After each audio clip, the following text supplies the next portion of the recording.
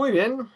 Bueno, pues vamos a seguir con el módulo avanzado y vamos a ver conceptos relacionados con el sistema nervioso en cuanto a su morfología y su función. Bien. Bueno, morfología, clasificación morfológica. Esto quédate con la idea, ¿vale? Tenemos por una parte el sistema nervioso central y el sistema nervioso periférico. Sistema nervioso central y periférico, de la periferia. Sistema nervioso central, aquí lo tienes, cerebro, ordenador central, de donde parten las órdenes y hacia donde se dirigen las informaciones para su procesamiento.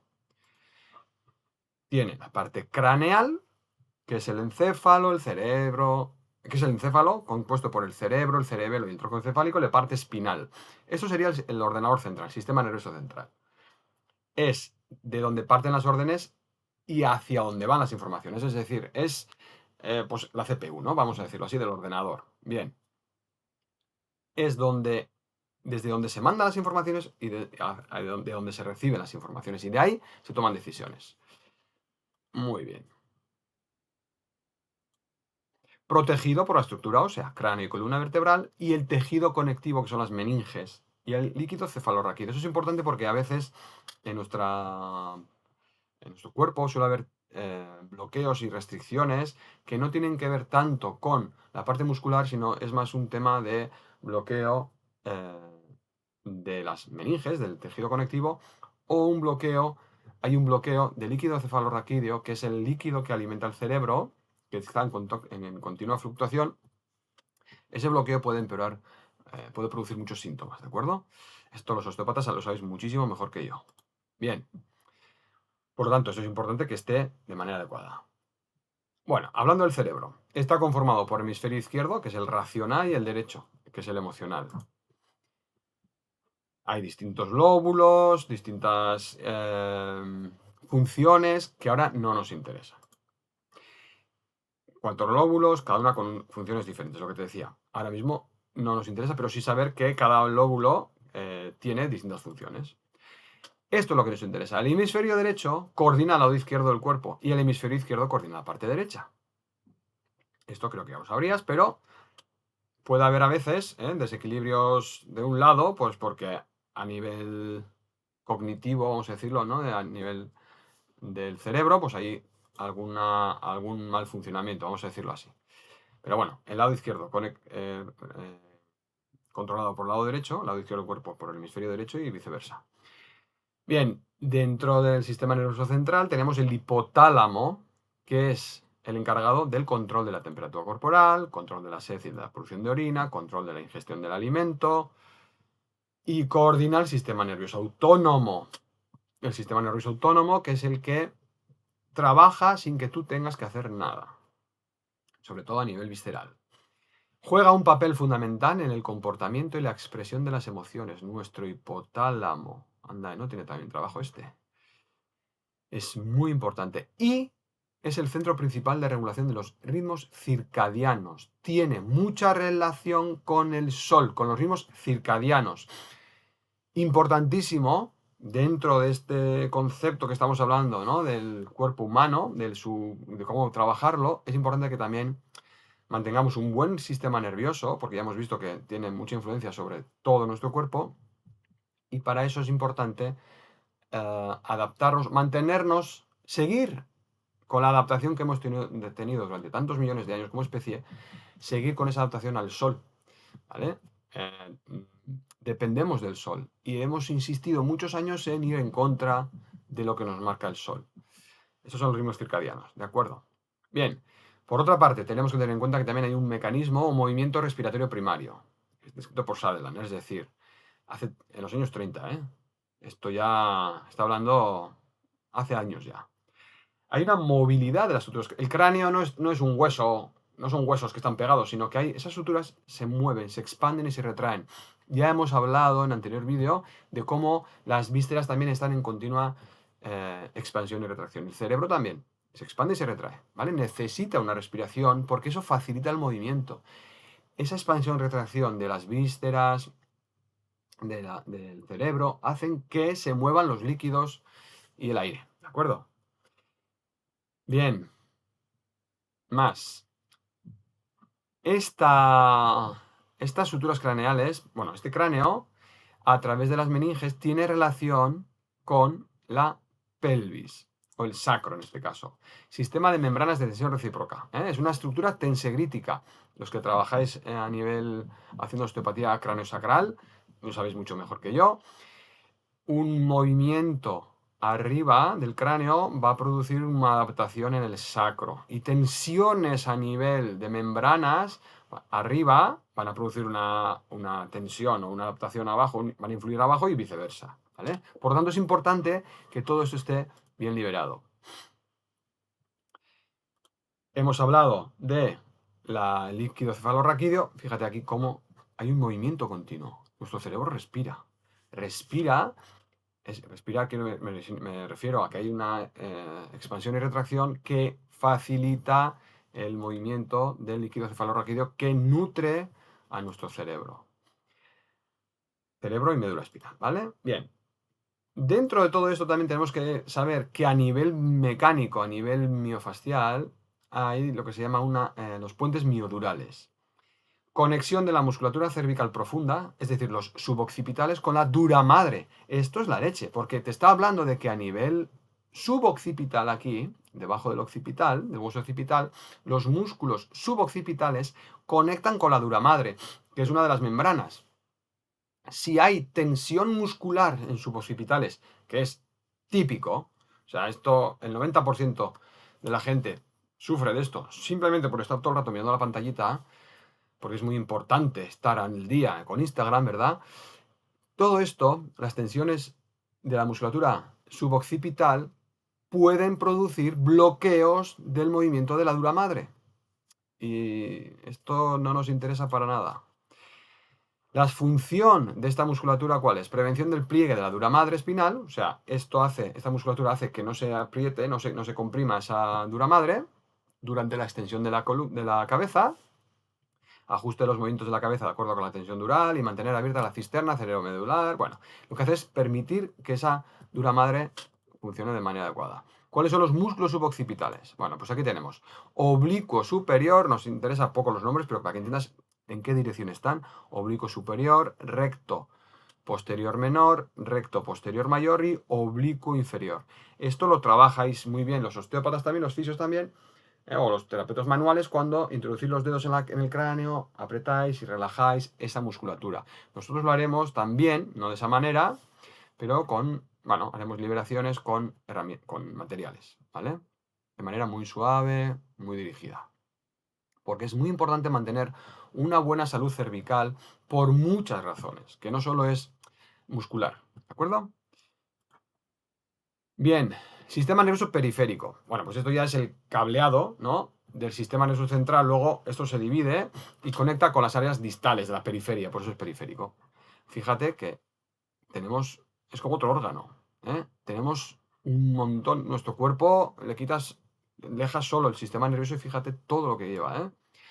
Conformado por nervios espinales y pares craneales, que parten del cráneo. Los nervios espinales, bueno, están clasificados según plexos. Plexo braquial, con el nervio, principalmente nervio radial, mediano y cubital. No hace falta que te aprendas los nombres, pero sí que entiendas que hay un plexo, hay como un grupo de nervios, ¿no? Están agrupados y desde ahí al brazo, a ver dónde está aquí, plexo braquial. Al brazo van el nervio radial, mediano y cubital, que los trabajaremos después porque muchas veces suele haber un atrapamiento de esos nervios por adherencias o porque hay mucha tensión en los escalenos, etcétera, muy relacionado con la mordida, etcétera, que pueden empeorar, pueden dificultar, impedir la correcta colocación de los brazos porque hay hormigueos, etcétera. Bueno, pues esto es origen plexobraquial. Plexo lumbar, el nervio femoral o crural, que también lo trabajaremos. Plexo del sacro, ciático, el nervio ciático y el tibial tienen relación con el sacro, el plexo del sacro.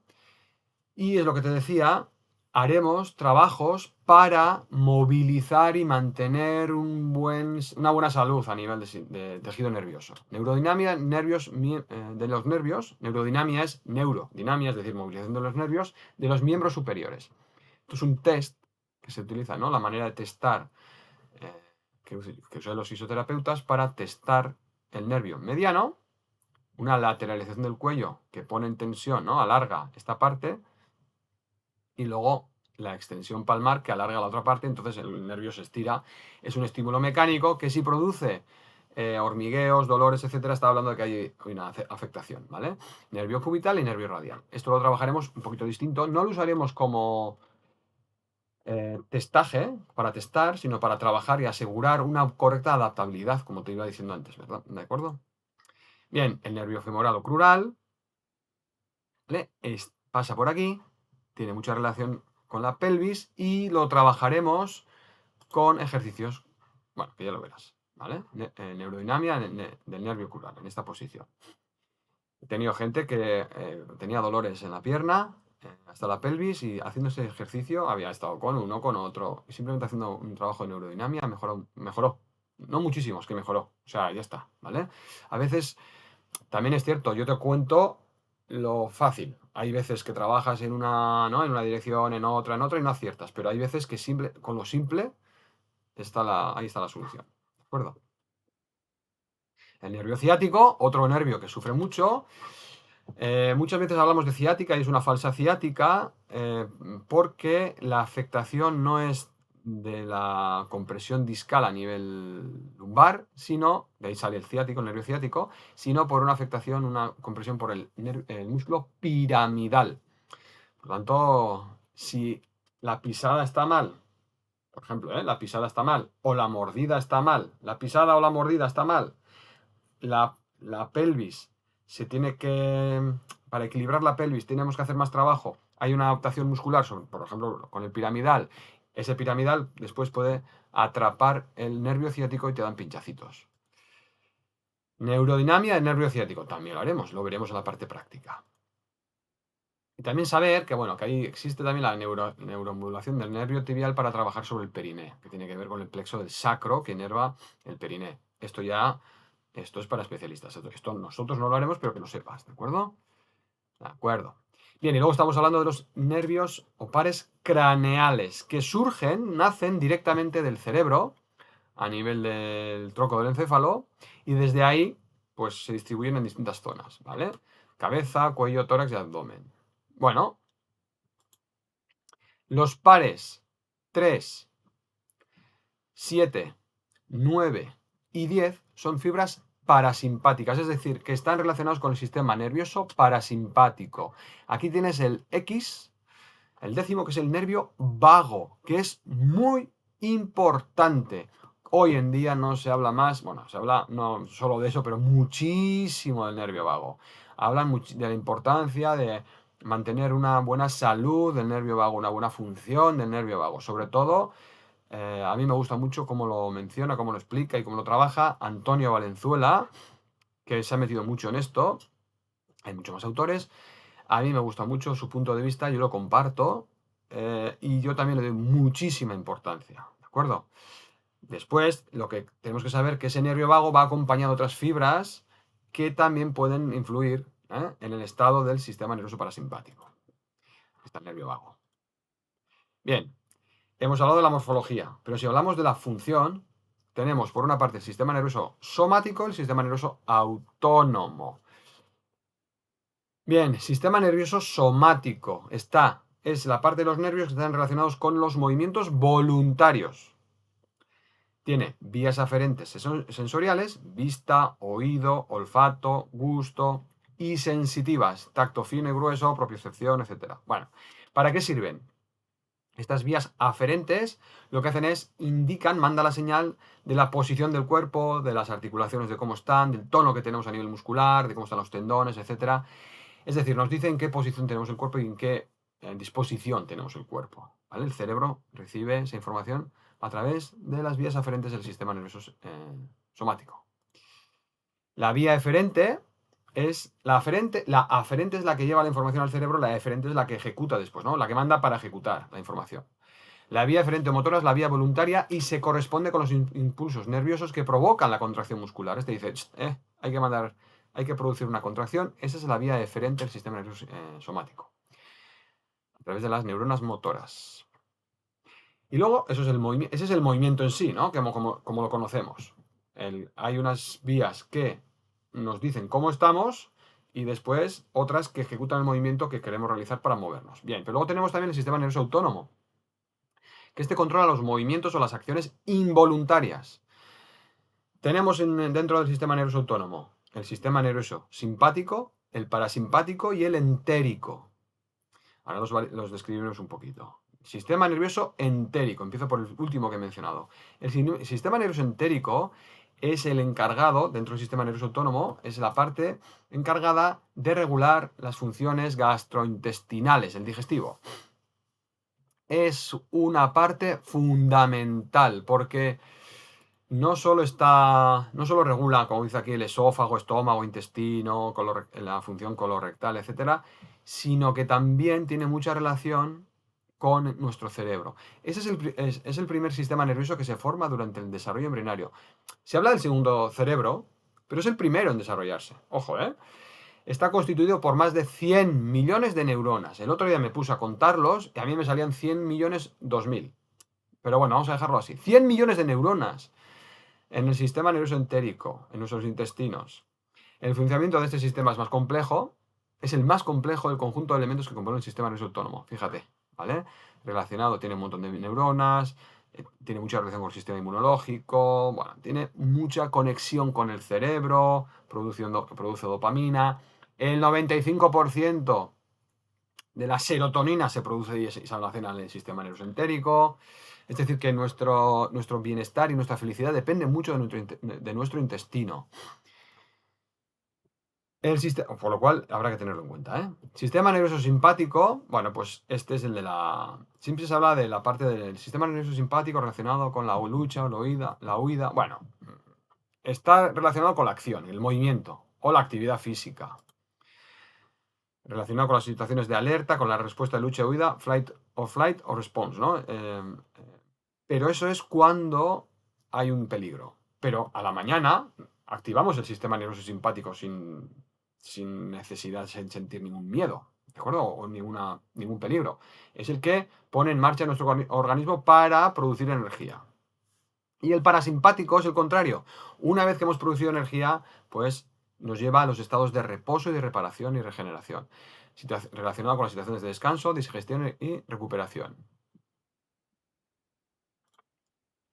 ¿Y cuál es el principal nervio del sistema nervioso parasimpático? El nervio vago que antes te he mencionado. Bien, el nervio vago no es un nervio vago, son dos. Tiene doble origen. Tiene el núcleo dorsal y el núcleo ventral o el ambiguo. Esto es la teoría polivagal de Stephen Porges. Esto es importante porque tienen distintas funciones. Aunque los dos inerven las vísceras, según cómo perciba nuestro cerebro la situación, puede tener distintas repercusiones. Cuando tenemos un león acechándonos, producimos mucha adrenalina y cortisol para preparar nuestro cuerpo para la lucha o la huida y descendemos la acetilcolina, porque no estamos para descansar ni recuperarnos. Cuando si somos nosotros el león que hemos comido a nuestra presa o ya hemos huido del león, o el león se ha marchado, nuestro nivel de adrenalina y cortisol debería descender y subir el de acetilcolina, que es el neurotransmisor del sistema nervioso parasimpático, del nervio vago, que nos hará recuperarnos y sentirnos felices, ¿vale? Entonces, esto está muy relacionado, como te decía, con la teoría polivagal de Stephen Porges, donde habla precisamente de esto, de cómo depende de la interpretación de nuestro cerebro, de la neurocepción. Si nuestro cerebro interpreta que hay un peligro, real o imaginario, se van a activar de distinta manera estos nervios. Tenemos, por una parte, el sistema simpático, si hay una sensación de peligro, promoverá la lucha o huida por esa amenaza. Si se mantiene en el tiempo, esto nos puede llevar, y la amenaza es ya tan sostenida y tan intensa, pues esa amenaza de muerte activará el vago dorsal de una manera que nos llevará a la parálisis, disociación, desmayo o shock. ¿De acuerdo? Un león, cuando va a comer a una gacela, la gacela corre. Sistema simpático. Si la atrapa, ya es la amenaza de muerte, es total, se desconecta. Es como se hace muerto esa gacela. El león interpreta que es un cadáver, lo suelta y la gacela otra vez vuelve a activar el sistema simpático. O sea, hay que hacer un retorno para después largarse pitando de ahí y después recuperar y estar con su familia con un vago ventral, parte ventral. Hemos dicho que el sistema, el nervio vago tiene dos, ¿verdad? El vago dorsal, la parte dorsal y la ventral. Cuando se activa la parte ventral en un estado de bienestar, pues estará feliz y contenta esa gacela. Por lo tanto, si hay neurocepción, si hay percepción de miedo, nuestro sistema nervioso va a actuar de esta manera. Si llevamos a nuestro sistema nervioso, a nuestro cerebro, a una percepción de bienestar, de calma, de protección, nuestro sistema nervioso va a responder de manera muy distinta. Va a haber una movilización, cuando se activa el sistema simpático nos moveremos, esto está relacionado con la actividad física, el trabajo, la parte del orgasmo, del sexo, el arte, todo esto es creación, movimiento, pero es productivo, quiere decir, es reparador, es positivo. Y después a eso le responderemos de manera natural, a esa actividad física, por ejemplo, responderemos con un descanso, que será reparación. También puede ser, por ejemplo, reparador, puede ser meditar, dormir, etc. Una inmovilización, estar parados. Y aquí nos tendríamos que mover en me muevo y descanso, me muevo y descanso. Gasto energía, recupero energía. Gasto energía, recupero energía y vuelvo a equilibrar el cuerpo, ¿no? Pues quito la toxicidad que he creado, etcétera, etcétera. Pero para eso necesitamos el vago ventral, o sea, nuestro sistema nervioso que tenga una percepción, nuestro cerebro que tenga una percepción de bienestar, calma, protección, etcétera.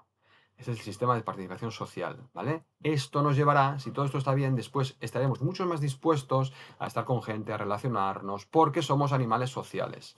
Por lo tanto, ya te estoy dando pistas, que a la hora de hacer ejercicios físicos, o cualquier tipo de ejercicio físico, tenemos que tener muy en cuenta dónde está la mente de esa persona. Si esa mente viene con ideas o con pensamientos negativos, de problemas en su cabeza, tiene ahí un run mental, ¿no? Un ronroneo que no le permite activar en la dirección correcta su sistema nervioso, los efectos van a ser no muy adecuados, vamos a decirlo. ¿De acuerdo? Por lo tanto, la parte mental, la parte de atención e intención que te comentaba, sobre todo antes, la parte de intención y la imaginación y visualización va a ser fundamental para asegurarnos que nuestro cerebro está como tiene que estar, sin percepción de peligro. ¿De acuerdo? Bueno, pues ya te estoy dando bastantes pistas de cómo entiendo el trabajo que deberíamos de realizar, de cómo abordaremos la parte práctica. Por tanto, terminamos aquí la parte del sistema nervioso y avanzaremos ya con los fundamentos propios, avanzados, del método Bioquírios Mindful Training System.